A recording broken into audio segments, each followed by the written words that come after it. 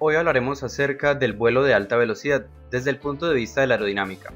Debemos saber que a medida que una aeronave se acerca a la velocidad del sonido, se empiezan a presentar diversos fenómenos aerodinámicos, debidos a los efectos de compresibilidad y viscosidad del aire, que son más evidentes a estas altas velocidades. Sin embargo, antes de entrar en materia con estos fenómenos aerodinámicos, debemos recordar el concepto de número Mach, que como vimos en el video acerca del número Mach y Coffin Corner, corresponde a la relación entre la velocidad TAS de la aeronave y la velocidad del sonido, que normalmente es abreviado con una M. En este orden de ideas, una aeronave que vuela a Mach 1,0 estaría volando a la velocidad del sonido, y a partir de ese punto, si se aumenta más la velocidad, resultará en una velocidad supersónica, mientras que por debajo de Mach 1,0 corresponde a una velocidad subsónica. Veamos un ejemplo de cómo obtener el número Mach de una aeronave. Supongamos que nos encontramos volando a una velocidad TAS de 465 nudos y la velocidad local del sonido es de 574 nudos. En este caso, para obtener el número Mach debemos dividir 465, que es la velocidad TAS, entre 574, que es la velocidad del sonido, lo que nos da como resultado Mach 0,81, que se abrevia como M.81. Ya que entonces recordamos el concepto de número Mach, veamos los regímenes de velocidad. Una aeronave puede volar a distintos regímenes de velocidad dependiendo de su número Mach. El primer régimen que encontramos es el régimen subsónico, que se encuentra por debajo de Mach 0,75. Este es el caso de la mayoría de aeronaves ligeras y turbopropulsores. Después de este encontramos el régimen transónico, que se encuentra entre Mach 0,75 y Mach 1,2, que es el caso de la mayoría de aeronaves jet civiles. Posteriormente encontramos el régimen supersónico, que se encuentra entre Mach 1,2 y Mach 5,0, que es el caso de algunas aeronaves civiles como el Concorde y la mayoría de aeronaves supersónicas militares.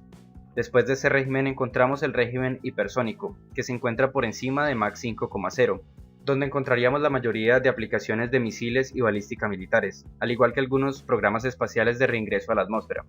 Sin embargo, en este video nos vamos a enfocar únicamente en los fenómenos aerodinámicos que ocurren en el régimen transónico, es decir, el caso de la mayoría de jets civiles.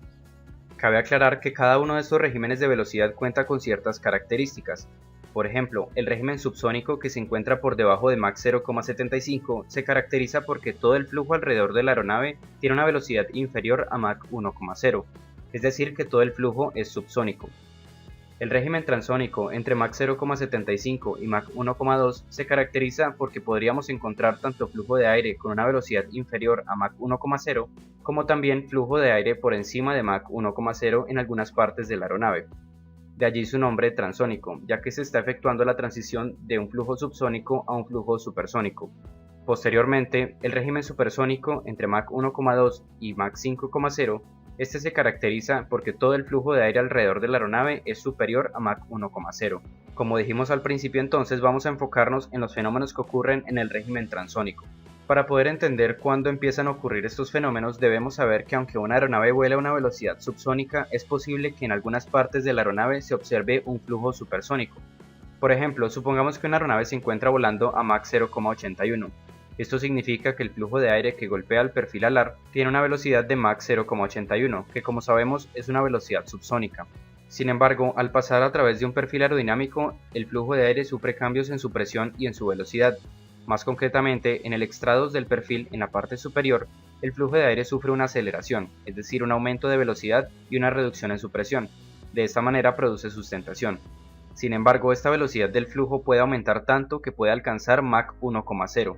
Es decir, una velocidad de flujo supersónica.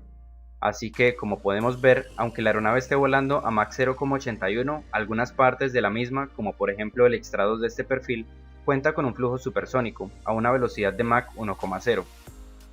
La velocidad a la que alguna parte de la aeronave alcanza el flujo supersónico se conoce como número Mach crítico. Veamos entonces un poco más a fondo este concepto. El número Mach crítico, también abreviado como mcrit, corresponde a la velocidad Mach a la que el flujo de aire en alguna parte de la aeronave alcanza una velocidad supersónica, es decir, supera Mach 1,0. Retomando entonces el ejemplo anterior, podríamos decir que al volar a Mach 0,81, una parte del perfil de esta aeronave alcanza Mach 1,0, es decir, un flujo supersónico, y por lo tanto, esta corresponde al número Mach crítico en esta aeronave. Obviamente, este número Mach crítico cambia dependiendo de la aeronave y su diseño. Pero entonces, ¿qué pasa si se excede el número Mach crítico? Pues bien, para ejemplificar esto entonces, veamos aquí un perfil aerodinámico que se mueve a través del aire a Mach 0,82, es decir, un flujo subsónico. Sin embargo, vamos a asumir que esta aeronave ha superado su número Mach crítico, es decir, que en alguna parte del perfil se presenta un flujo supersónico. Debemos saber que el aire es acelerado a velocidad supersónica en una parte del perfil, pero después desacelera nuevamente a una velocidad subsónica. En el punto donde el aire pasa nuevamente de velocidad supersónica a subsónica, se forma una onda de choque. Pero entonces, ¿qué pasa con el aire cuando pasa a través de una onda de choque? Pues bien, al pasar por una onda de choque, el flujo de aire presenta cambios drásticos en sus propiedades, debidos a los efectos de compresibilidad y viscosidad a esta velocidad. Veamos aún más de cerca el ejemplo anterior, donde tenemos el flujo supersónico que cambia nuevamente a subsónico. Una onda de choque normal se forma perpendicularmente al flujo de aire en este punto.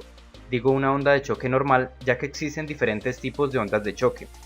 Sin embargo, una onda de choque normal es la primera que se forma después de superar el número Mach crítico, y que como podemos ver es perpendicular al flujo de aire. Pero entonces veamos qué propiedades cambian en el aire a medida que pasa a través de la onda de choque.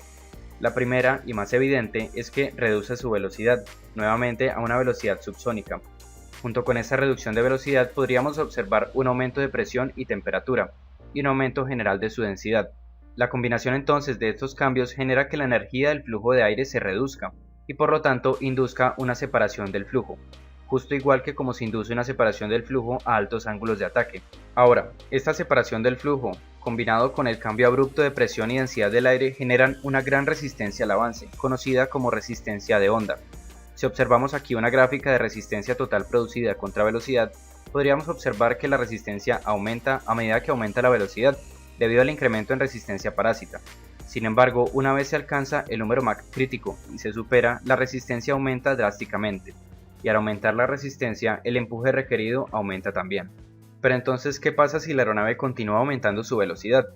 Pues bien, a medida que la aeronave aumenta más su velocidad, el área del flujo supersónico es cada vez mayor sobre el perfil, haciendo que la onda de choque se mueva hacia atrás. Adicionalmente, con el incremento de velocidad aparecen ondas de choque en otras partes del perfil y de la aeronave, como se puede ver en este ejemplo en la parte inferior del perfil.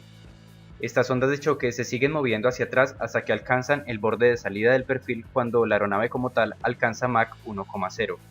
Bajo ciertas condiciones, es posible observar la formación de ondas de choque en una aeronave que ha excedido su número Mach crítico, como se puede ver en este ejemplo.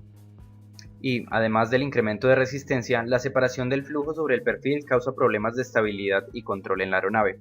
Veamos por qué. Aquí tenemos un ejemplo entonces de la formación de ondas de choque tanto en la parte superior como en la inferior del perfil. Como sabemos entonces, las ondas de choque inducen una separación del flujo detrás de las mismas.